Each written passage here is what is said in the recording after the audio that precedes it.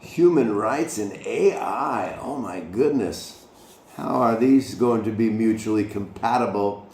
And what are the important pillars of consideration when examining human rights and hoping to regulate and monitor AI to protect privacy, security, and inclusion for humanity? Well, let's dig in and talk about it, my friend.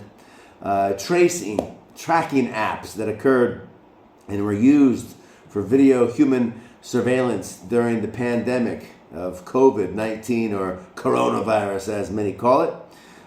These were used, sadly, by governments and companies that were pro-vaccination during the pandemic, and there were many struggles to find effective policy-making strategies, even to exit the lockdown and what was arguably and maybe allegedly and falsely considered to be safe, because Stanford and Johns Hopkins universities later said lockdowns don't stop viruses. So they probably caused a lot of mental health and pain and mental health problems, pain and anguish emotionally for youth, as psychologists now tell us. And locking down society is never a good thing. And epidemiologists are now honestly coming forth and saying that the lockdowns don't stop viruses as well. So reopening society after locking it down in a draconian fashion requires efficient tracking, tracing, and monitoring, according to many epidemiologists. But when these algorithms fail and these technologies fail, how can we regain trust in their use?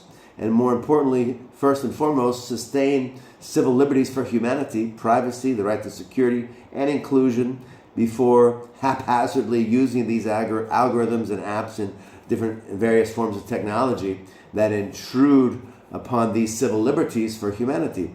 And these concerns were repeatedly raised about privacy and security as first steps of the algorithm surveillance of citizens began to take place in a project in London known as Odysseus, which is one of many. And Odysseus combined aggregated anonymized mobile phone data, anonymized credit card transactions, satellite navigation data, and data from sensors and traffic cameras in the streets. In the United States, I remember reading that MasterCard would also monitor people's vaccination and health and medical status and records, and somehow thereby determine whether or not they were eligible for financial credit in the future. So this is really interesting to see how the level of intrusion and monitoring of humanity via the financial system as well as the governmental systems and our data could be used against us to hinder our personal progress or professional growth. And in a very discriminatory way, those of us who maybe have been against the vaccine, such as myself, could thereby not be given employment.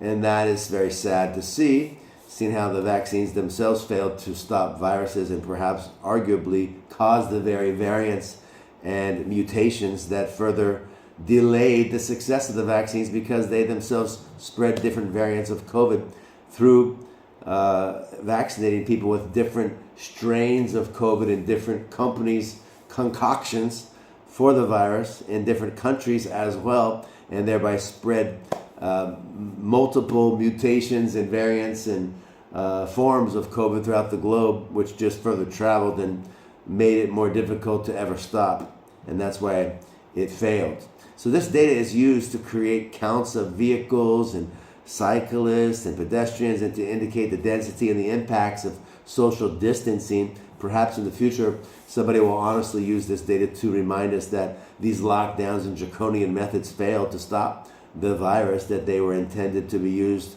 to counteract and cease to exist, but they failed to do so. So privacy and security have a lot of media attention these days, as AI is being continuously publicized and promoted by companies for profit. And although they claim it's got our best interest at heart, which I rarely doubt, or I often doubt and rarely believe. And how will AI impact the right to education and work for us all, for a fair trial, when we have to utilize the justice system to fair and open elections, when we engage in the political system, when we apply for jobs and AI scrutinizes our applications based on a keyword search and an algorithm, and free speech is denied, and comedians are shut down in countries when they don't side with the politician in power. These different types of algorithms and technologies can be harmful if not monitored and utilized and ensured that they're performing in an equitable fashion, because those in power can use them in a discriminatory fashion to promote their own interests, be they financial or ideological, and therefore they could hinder the right to assembly and free speech and demonstration, and hinder humanity's voice from being heard and from human beings organizing and mobilizing and making a difference when reforms are needed. So something to think about when it pertains to AI, privacy, security, inclusion, and the right to reformation via human protestation organization. So many things to think about when we talk about this topic of artificial intelligence and how it's going to be utilized in this day and age.